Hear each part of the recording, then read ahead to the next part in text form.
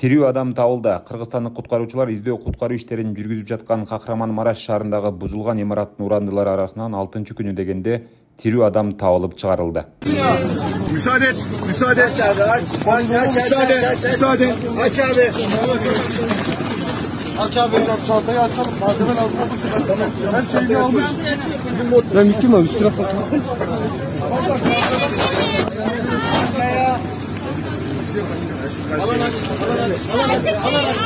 Alan aç. Alan aç. Birazcık geri çıkarın. Geliyor. Tam biraz geriye. Ayaktan mı veririz? Şöyle geriye çıksın. Abi açın ya. Açın.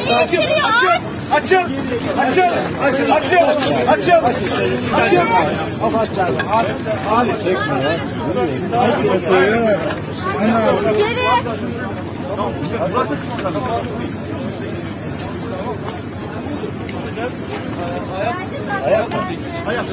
Ayak burada. Sizin borcu benim üstüne yatayım, borcu senin yatayım. Harcanı yatırıp durarım.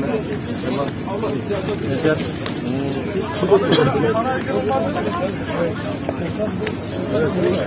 Jandarma koridoru açtı, komple aşağı ambulanslar da koridoru açtı. Burayı aç abi. Burayı aç abi. Geç abi.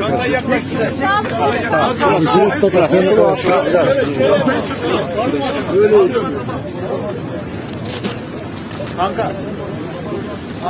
Gelin set yapalım. Set. Al gel.